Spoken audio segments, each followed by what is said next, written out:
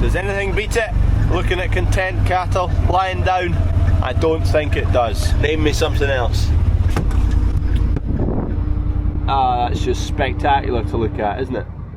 I was a little bit concerned. There was a few kind of skittery calves or mucky back ends for a week or two there, but they seem to have mostly dried up, not everything.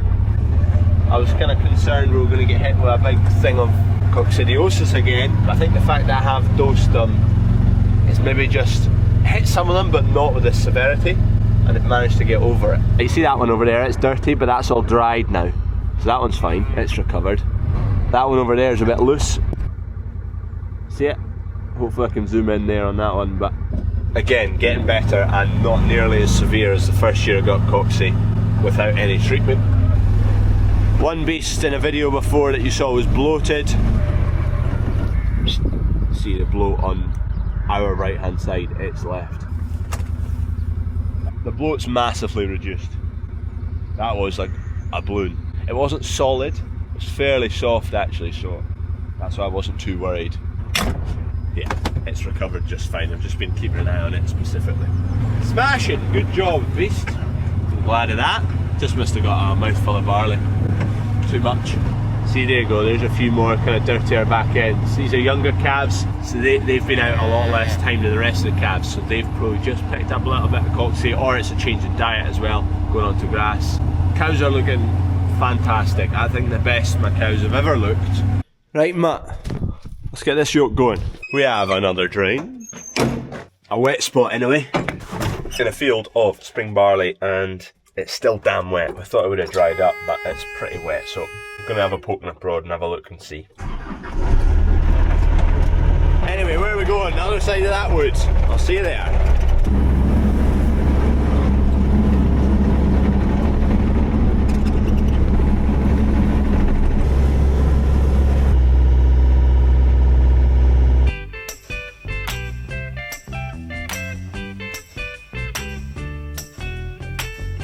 I suspect there'll be a drain running about there, so. Hey, where did we go?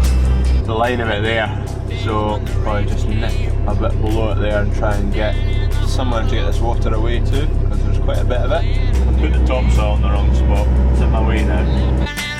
Hey, hey, skipping and a jumping in the misty morning fog with Cold today. For anyone wondering about the football, the RSABI, the Bandits, we got cuffed. Lost twice and drew one. Anyway, it was for charity. Gotta remember that. It wasn't about the football. Tell you what, if we'd won, it was all about the football. Anyway, back to digging. Tuesday and so slow. Going down the old man with a Deep topsoil here, it's good, nice stuff.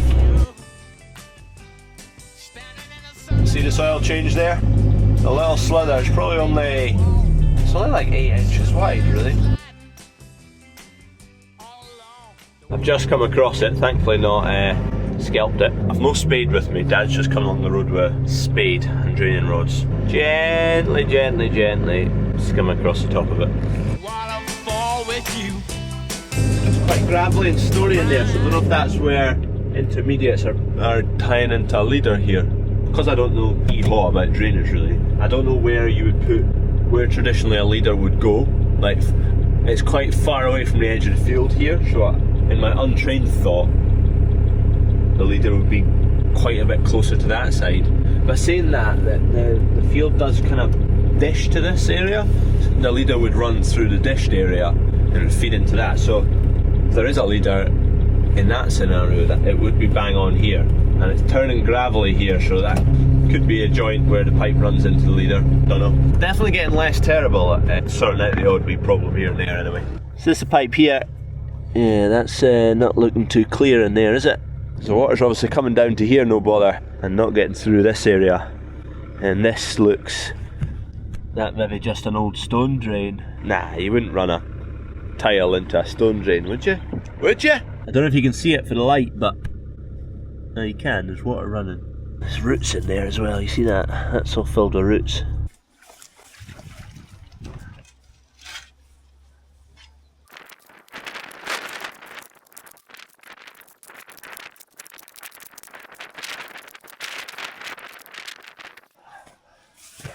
old style stone drain there, which is running, which is good.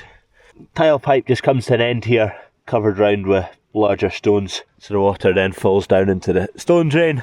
This is all just clogged with silt. Look at that. Water's not going to go through there very easily. Roots in amongst it as well, that doesn't help. So hopefully it's not clogged too far up the way. Whenever it clogs up, you get such very, very fine material. It's like so silky and smooth, and that's because the water is carrying really, really fine sediments. And once it bungs up, silt just drops out, so it's just a ball of silt.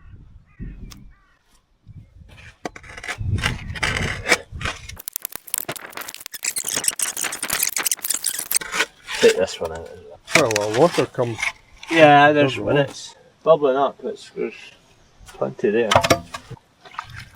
There you go. Oh, there you go. That's it. There's still more, but Yeah. Find the right place. yeah.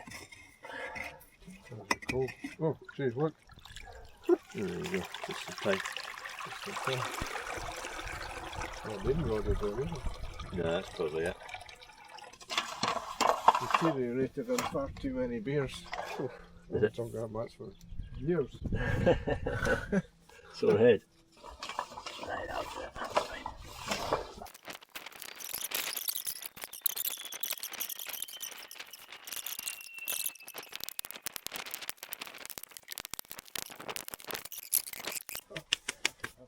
Right, problem cleared. This was all silted up for probably ended up being about 6 tiles worth, and that's where it was bubbling up and showing up. So now that's just seeping away now back into the tile. That's running, stone drain that runs there. Picture of all this, get a couple of kind of rough measurements. Every time we're at water pipes, drainage pipes, electric, fibre, I'm taking loads of pictures and measurements, and they're all in a big group chat because we don't have records of anything. There is some drainage records, probably from the last maybe like 15 years of drainage with Ian Ralston. He prints out a map, so we've got copies of them. Outside of that, older systems, we don't have anything. Let's clear up our mess. Voila, that'll do. Didn't lose too much crop in the end, and that'll allow this bit to just dry up. You'll see where it's been wet. Because we've not had much rainfall, it has dried up, but this bit was right soaking. See the marks from the roller. I'm just waiting on a phone call from Dad to see if there's another wet bit. We're going to go and tackle just now. Kev and Harvey have been taking down the hen sheds, so they're just about done. Frame's only taken them between Friday and this morning. Got through that pretty well. Go and fetch the digger. This tractor, the buttons along here, remember I had them stripped out because this one wasn't working. Well, there's more. Number 3's not working. Number 13's not working. They're all programmable, so I think they're all working. But yeah, more and more faults popping up to do with that bank of buttons. So I just phoned Ricky's there, Hamilton Ross Group. They'll have one in by tomorrow for me, £400 and something. When I change it over, I'll take that one out, and before I put the new one in, I will just run it with contact cleaner or something like that.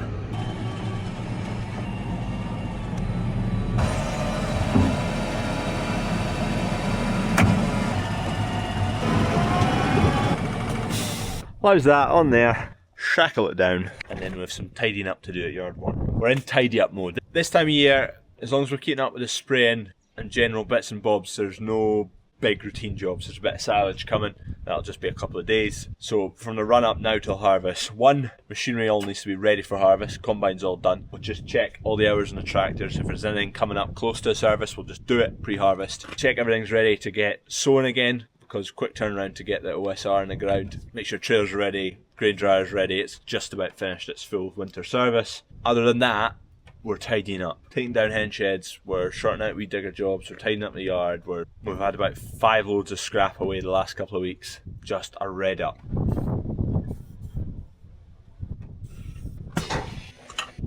This thing's on low battery. Snap the fingers, digger's on. Voila! Hey Doug, come on in. Here's all the faults that pop up. Error on LED button 1. Stop button defective. LED 13. LED 3. 100% differential lock faulty. Float key, individual key. A brown-eyed girl.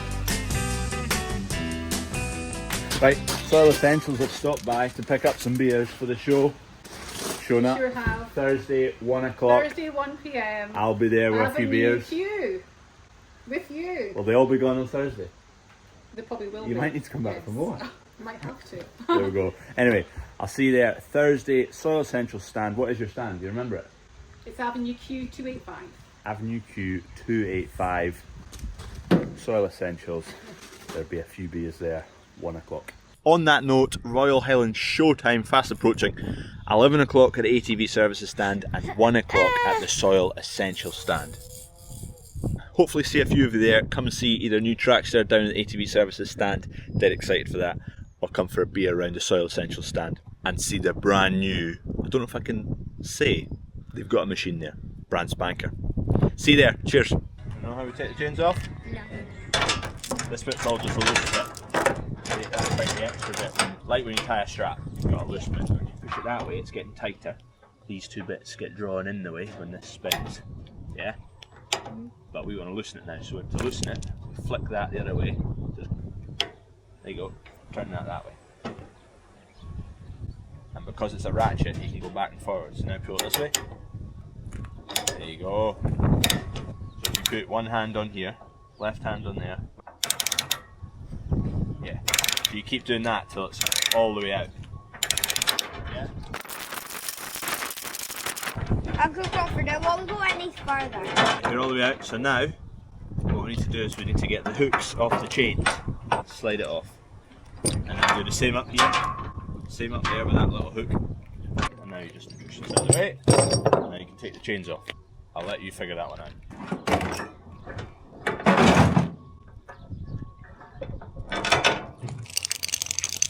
You think you'll be able to do that one all by yourself? Yeah.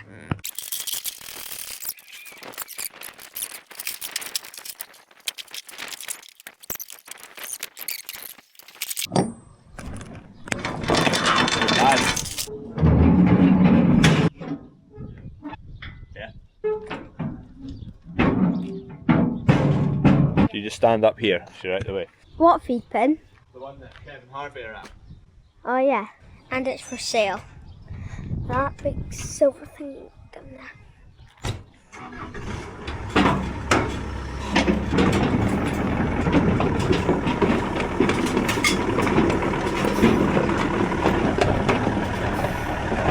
Right, that feed bin, it's coming down. How we're going to do it, I'm not sure.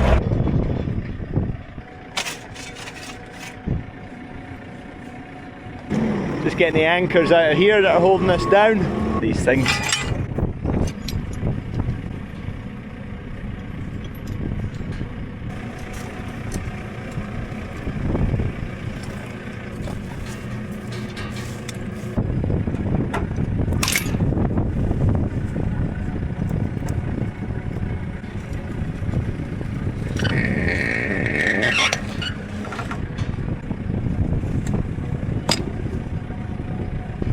Ready? You can come out now. Right, plan of action. We're going to kind of attach the headstock of this forklift to it here and also attach the digger sitting right here. We'll take it to as far as the forklift can have it down, and the digger will then take its weight from the left hand side as it's coming down. I think it'll make sense when you see it getting done. We're just figuring out the best way of doing this. I'm just going to have a look up the top what's there in terms of anything we can hook onto. We're all strapped up. As long as the top doesn't rip off, it'll come down.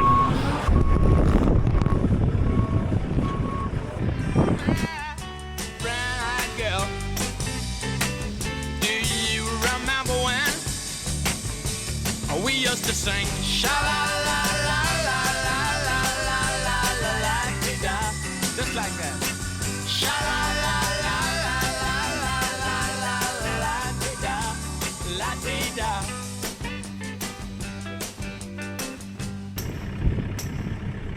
It's most of the way down. Fill pipe that runs up the outside. We wanted to tip it that way because we've got space. So we just need to now get another forklift in here to lift this off the ground, and then the whole thing will be floating. Chalk it up or whatever, basically to avoid leaning against that pipe. otherwise we'll break it.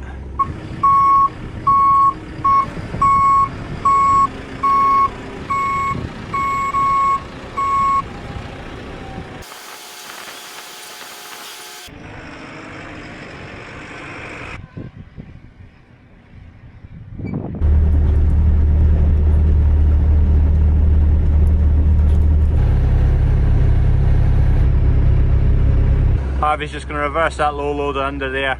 We could have dropped those ramps, but I'm just thinking I might dig in. So just hoist it up, get reverse straight under, then lower it down. We'll lower it onto these pallets. Freddie's there, just kept him safe out of the way.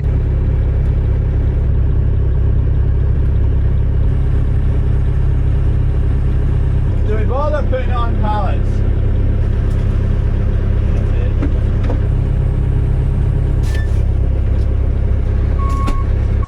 There we go. I was going to say off to a new home, but not yet. We need to find a buyer.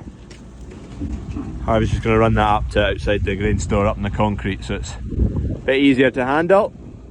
Steady does it. It's just got the one strap on it. It shouldn't go anywhere. It's on the sitting on the flats there of that frame. So I am trying to quickly build a bale spike. Here we are. I'm just tacking up brackets. Cut all my lengths of steel. This is a little bit just long, 10mm long. We'll weld it all up and then I'll just trim the edge off it. I'm just going to put these brackets basically straight on here, tack it all up on there, and then no, it fits. Just going to cut a couple of lengths of steel just to tack that all solid so it's square.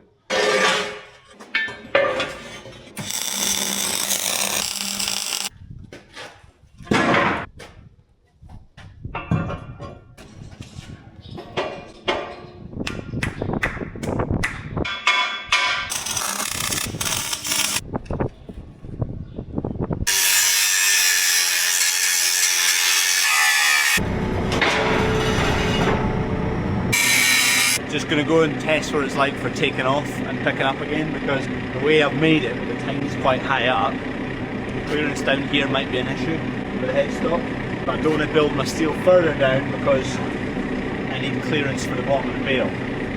Most bale spikes are designed with the spikes down below, but I quite like them higher up to stop the kind of bending moment. On these tines, bales have got something hard to lean against.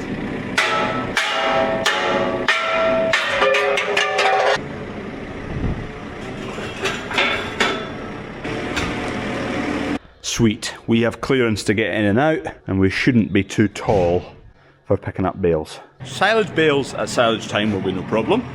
Straw bales will be no problem. The issue will be silage bales that are at the bottom of the heap that have been flattened, that are no longer 4 foot tall, they're 3 foot tall. That's where it's not ideal. So hard to find my way. Definitely out of practice, but I've just pulled a couple nice ones. Yeah, we'll take that. Started off a bit ugly, a little bit undercut in there. Actually quite a nice wee seam up there.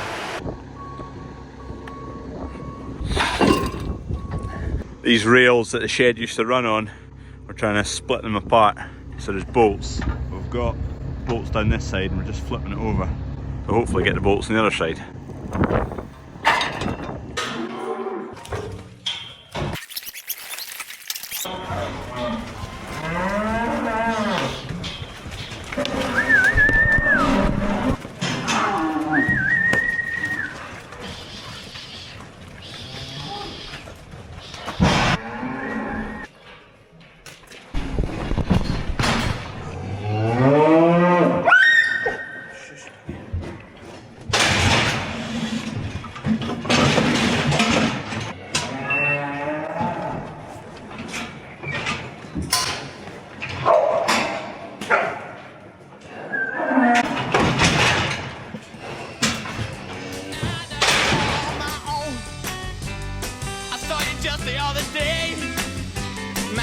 Weight gains are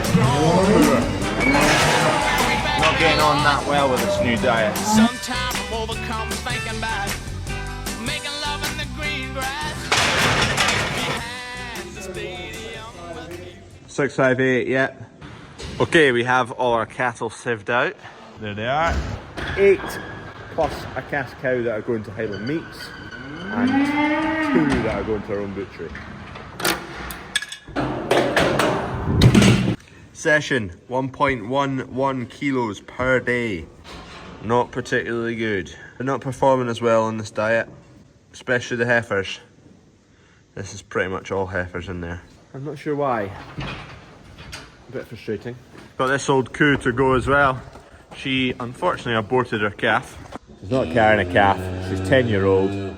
Big strong cow, so we'll shift her on well. We're going to get some value out of her. Let's find out a few details on her. 1603. She was bought on the 31st of October 2010.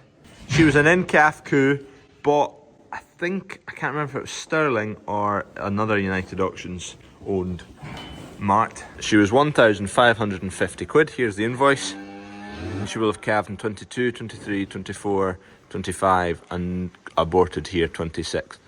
So she's had 4 calves with us and then aborted this year. She's 10-year-old. Sorry, I got that wrong. She's not aborted. She lost her calf. 310. It was the one that didn't have its back end pipes weren't plumbed up right. There we go. Just the last of the OSR going out. There's just over 20 tonne in that lorry. Still on Murdoch. Good driver this, he likes to be on the brush. We like that. Top man. Proper driver. Okay, still at this tractor trying to fix it.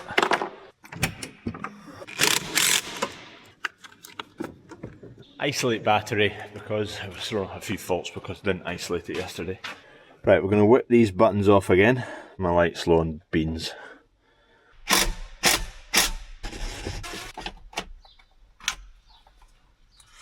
In the last video, I stripped this all apart, exposed the PCB, cleaned it all. The only button I individually took apart was this button. It's just a plastic shroud that goes over a tiny wee thin plate. Anyway, I gave that a clean as well. And that button came back to life. Now number 3 is not working and number 13 is not working. But they didn't come back to life. So I'm going to take this apart again and do 3 and do 13 and see if that solves it.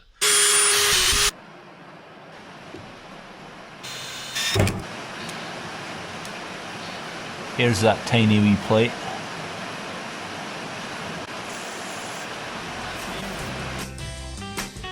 My brown-eyed girl. Okay, let's see if this has fixed the 2 faulty buttons. Right, come on. Come on. I would be absolutely buzzing if this fixed it. Moment of truth. I feel like Matt Armstrong fixing his Bugatti. Nah, 13's still goosed. That one's fixed. That one's fixed. Oh ho ho, we're down to 1 button that doesn't work right now. The float there. Button 13. Fix the diff button. Ah, almost. Yesterday morning we had 3 keys that didn't work. Isobus, diff button, float button. We fixed the Isobus button yesterday. We've just managed to get the diff button fixed. The float button is not repaired. Let's try again.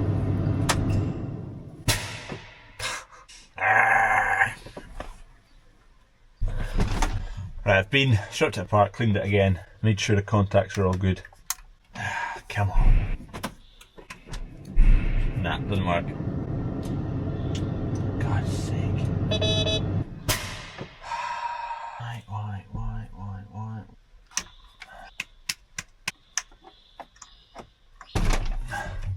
Last attempt. If this does not work, we're going straight back to Riki's. Nah, still goosed. The last stragglers are going out. 7 cows and calves. That cow, I gave it a new calf and I didn't think it was that keen on it, but it's standing there roaring because it went away with the first load. So it must be keen on it, which is good because otherwise she was on the chopping block. Cheers for watching. If you're at the show on Thursday, 11 o'clock for the ATV services stand and 1 o'clock for Soil Essentials stand. Look forward to seeing you there. Cheers, hope the weather holds Do out. you remember when we used to sing? Sha-la-la-la.